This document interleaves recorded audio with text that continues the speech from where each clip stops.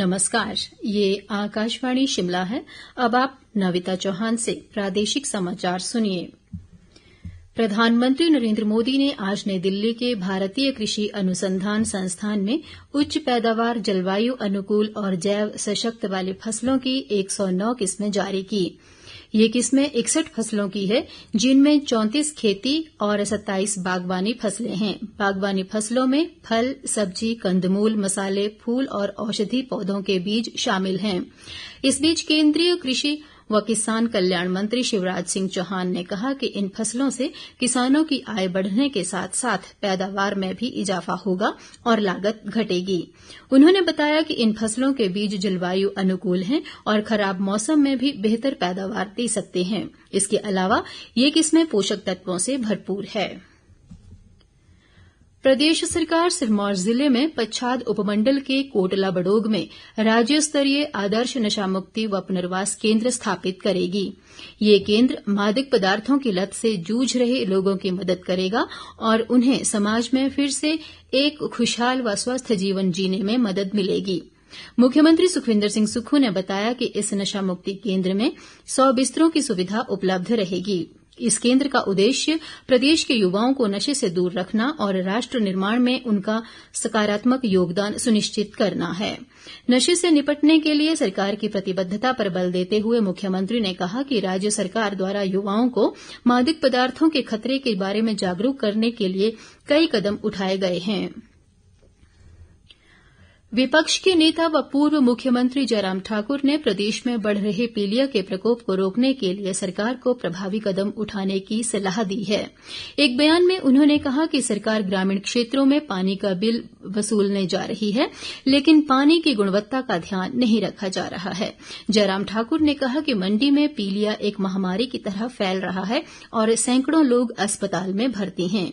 इनमें से अब तक 6 लोगों की मृत्यु हो चुकी है। जयराम ठाकुर ने कहा कि पीलिया के बढ़ते मामलों की सरकार को जिम्मेदारी लेनी होगी, क्योंकि पेयजल आपूर्ति में किसी न किसी प्रकार की खामी हुई है। उन्होंने आरोप लगाया कि प्रदेश सरकार केवल सुविधाएं छीनने और महंगाई बढ़ाने का काम कर रही है और सरकार को जनसुविधाओं से कोई लेना देना नहीं है। सिरमौर जिले के राजगढ़ क्षेत्र से संबंध रखने वाले लांस नायक प्रवीण शर्मा बीते कल जम्मू कश्मीर के अनंतनाग में ऑपरेशन रक्षक के दौरान शहीद हो गए। वे 1 पैरा स्पेशल फोर्स में तैनात थे। शहीद प्रवीण शर्मा की पार्थिव देह कल सुबह चंडीगढ़ पहुंचेगी, जहां से पार्थिव देह को पैतृक गांव लाने के लिए सिरमौर प्रशासन द्वारा एम्बुलेंस का प्रबंध किया गया है। शहीद प्रवीण शर्मा का कल सैन्य सम्मान के साथ अंतिम संस्कार किया जाएगा। मुख्यमंत्री सुखविंदर सिंह सुक्खू, उप मुख्यमंत्री मुकेश अग्निहोत्री और उद्योग मंत्री हर्षवर्धन चौहान ने लांस नायक प्रवीण शर्मा की शहादत पर गहरा शोक व्यक्त किया है। प्रदेश में 15 अगस्त तक चलने वाला हर घर तिरंगा अभियान आज से शुरू हो गया है। प्रदेश भाजपा अध्यक्ष राजीव बिंदल ने शिमला स्थित पार्टी मुख्यालय से इस अभियान की शुरूआत की। पार्टी द्वारा प्रधानमंत्री नरेंद्र मोदी के आह्वान पर देश व प्रदेश भर में हर घर तिरंगा अभियान चलाया जा रहा है।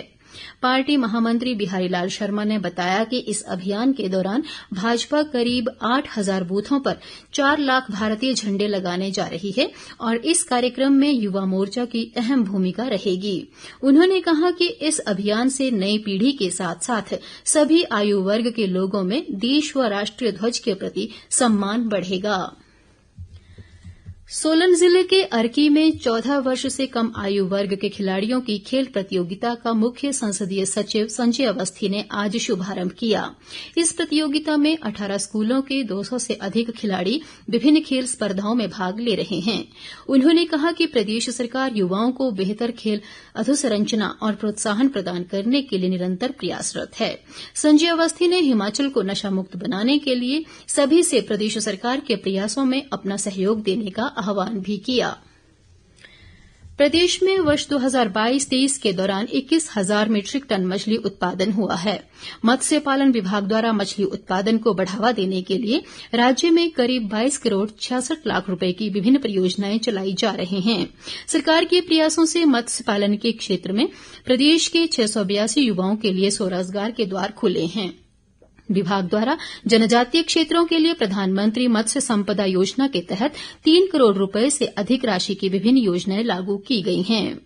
इसी के साथ प्रादेशिक समाचार का ये बुलेटिन समाप्त हुआ। नमस्कार।